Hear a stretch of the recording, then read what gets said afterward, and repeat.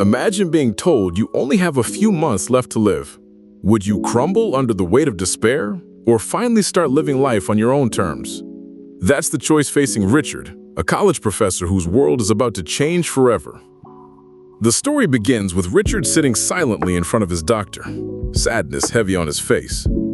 The doctor breaks the devastating news. Richard has stage 4 lung cancer, and at most, 6 months left to live. He explains that if Richard agrees to undergo harsh treatments, he might stretch that to a year, maybe a little more. But Richard refuses. He doesn't want to waste what little time he has left suffering through painful treatments. Shaken, Richard falls into depression. That night at dinner, he plans to share the news with his wife Veronica and daughter Olivia.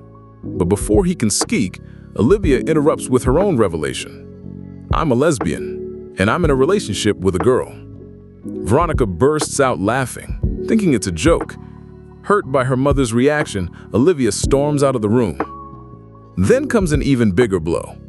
Veronica calmly admits she's been having an affair with none other than Richard's boss, Henry.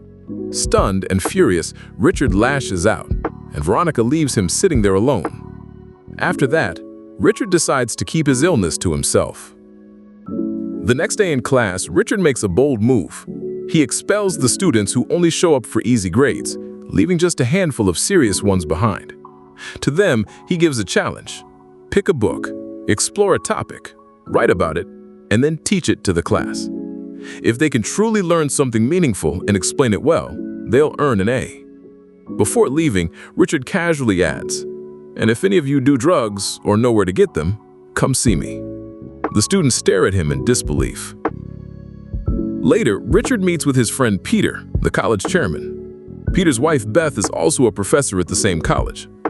Richard talks about stepping away from teaching, hinting at retirement. But Peter is surprised. No one retires this early. He presses him, asking why he would even want to. At first, Richard tries to hide the truth from Peter, saying he just wants to retire early so he can finally write a book. But after a moment, he breaks down and admits the real reason: his cancer diagnosis. Hearing this, Peter is shaken and becomes visibly emotional, though Richard brushes it off with a weary smile. Meanwhile, Veronica is seen with Henry, the very man she's been having an affair with. Henry suggests she should join the same college where Richard teaches, pushing her deeper into his world. When Richard returns home, he no longer bothers arguing. Instead, he tells Veronica flatly that whatever she chooses to do doesn't matter to him anymore. From now on, they'll both live their lives however they want, with whomever they want. The only rule: keep it hidden from Olivia, so their daughter won't suffer from their broken marriage. Surprisingly, Veronica agrees. That night, the two of them get drunk together, laughing bitterly over the wreckage of their relationship. Just then, Olivia walks in with her girlfriend. Seeing her parents drunk and careless, Olivia lashes out in anger before storming out once again. The next day in class, Richard borrows a cigarette from one of his students. But when he takes a puff, the taste disgusts him for the first time. He shakes his head, realizing even that small pleasure is slipping away. Later, he asks each of his students to introduce themselves and give him one reason why he should remember them. One girl, Claire, smirks and says, "Maybe because my Uncle Henry is the president of this college." Richard's expression hardens. It's the same Henry, the man sleeping with his wife. And neither he nor Claire have much affection for him. Later, Richard takes the entire class to a bar. With drinks flowing, he tells them bluntly to live life freely, because death comes sooner than they expect. A waitress passes by, and Richard openly flirts with her. Moments later, he sneaks away with her to the bathroom, where the two hook up.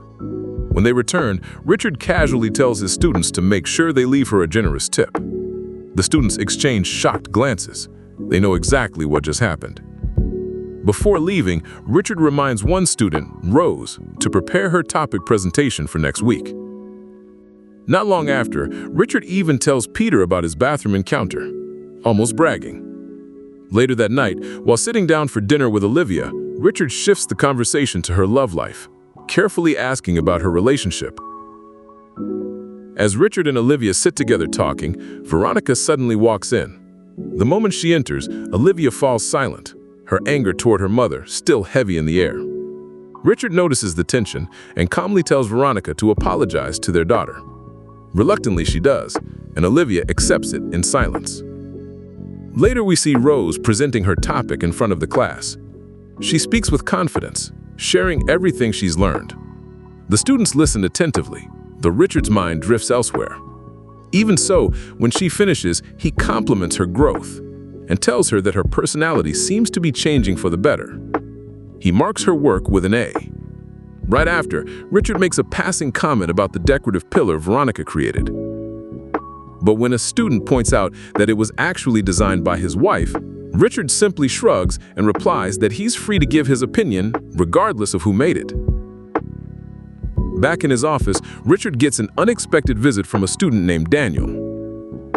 Daniel sets down a cake laced with drugs and nervously asks, "Can I ask you something personal?" Richard agrees. Daniel takes a breath and asks, "Have you ever been with a man before?" Richard chuckles and answers honestly, "No." Hearing this, Daniel admits he's gay and confesses he wants to be intimate with Richard. To Daniel's surprise, Richard agrees, partly out of curiosity, partly because he respects Daniel's courage in being so open. For the first time in a long while, Richard is impressed by someone's honesty. Later, everyone gathers to honor Veronica's pillar. Henry stands before the crowd and rambles on about what the pillar symbolizes, though his words fail to make sense to anyone. Amid the awkwardness, Olivia pulls her father aside and reveals that Veronica is forbidding her from attending state school. Richard immediately gives her his blessing, encouraging her to follow her own path. Soon after, Veronica walks up to them and casually announces she'll be having dinner with Henry that night. Both Richard and Olivia exchange glances, stung by the bluntness of her words, but Veronica leaves without another thought. That evening, as Richard and Olivia sit together, she asks him why he stays with her mother despite the infidelity. Richard reflects for a moment and answers, "As we get older, we spend too much time blaming others for our unhappiness. The truth is, sometimes relationships just fall apart on their own." His words carry the weight of resignation.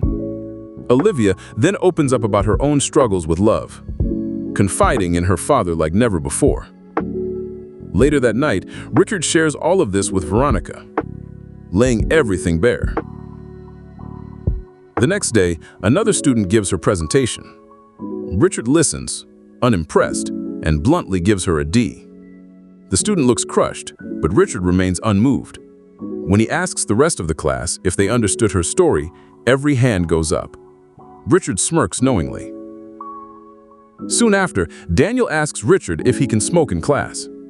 Richard not only allows it, but joins him himself, pouring alcohol as if it were a normal lecture. Peter and Henry witness this scene from the back of the room. Their disapproval is obvious. They're watching Richard spiral further out of control. Concerned, Peter drags Richard to a support group meeting. There, people share heartfelt stories of their struggles with life and mortality. Richard listens, but refuses to open up. When he stands to speak, he simply says, "Good luck with your upcoming deaths." His coldness stuns the room before he storms out. Afterward, Peter takes Richard to a bar, hoping to reach him in a place where his guard is down. Peter and Richard had always been more than colleagues. They were close friends. So when Peter saw the state Richard was in, his heart ached. That night at the bar, Henry's niece Claire, who also happened to be a Richard student, joined them. Peter, overwhelmed with worry and too much alcohol, drank himself past his limit. Seeing this, Richard and Claire gently helped him into a taxi and sent him home safely. Richard stayed behind at the bar with Claire. In the quiet that followed, he confided in her the truth he hadn't told most people, that his illness was killing him. Claire, deeply moved, fought back tears. Wanting to lighten the mood, she asked him to dance. Richard agreed. But in the middle of their slow steps, his body gave out. He collapsed right there on the floor. When he regained consciousness, he was lying in a hospital bed. Peter was at his side, his face filled with worry. He warned Richard that his health was deteriorating fast and begged him to control his drinking. After a short stay, Richard was discharged. But when he got home, Veronica asked him where he had been. Richard, refusing to open up, walked away without a word. Later, Richard sat in his office when he received the call summoning him to Henry's office. He didn't want to go, but Henry, being a senior administrator, left him no choice. The moment Richard entered, Henry started questioning him over misconduct allegations. Richard, already irritated, snapped. He spoke to Henry with open disdain, confronting him about the affair with Veronica and ridiculing the pointless Pillar project. His anger boiled over as he threatened Henry. Enraged, Henry retaliated by forcing Richard into early retirement. Not long after, Richard attended Peter's wife's birthday dinner with Veronica and Olivia. Everyone seemed cheerful, enjoying the celebration. But in the middle of dinner, Richard began coughing violently, blood spilling into his napkin. Olivia's eyes widened in shock, but she stayed quiet, not wanting to draw attention.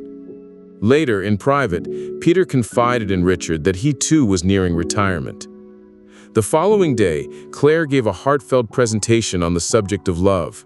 Her words struck a chord with the class and with Richard himself. For the first time in a long while, he truly enjoyed a student's work. He gave Claire an A and then turned to address the class one final time.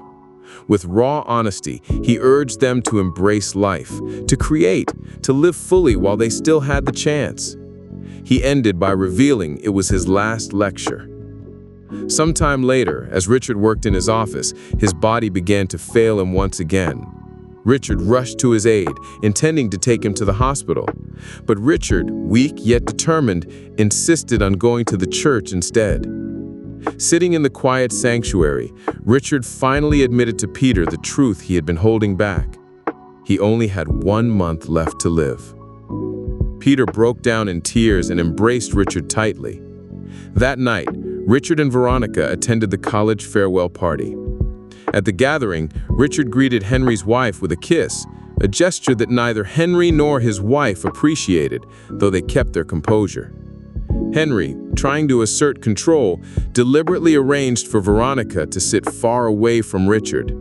Soon after, he delivered a speech, proudly announcing his promotion as the new chancellor of the college. Richard, already weary of Henry's arrogance, could not stay silent. He stood up and exposed Henry's true colors, how he ogled other men's wives, how Veronica had revealed his most private secret about having 3 testicles, and finally, how he had been hiding his own battle with cancer. Shock spread through the room. Humiliated, Henry tried to quiet Richard, but this time Richard refused. He was no longer under Henry's authority, no longer chained to the institution.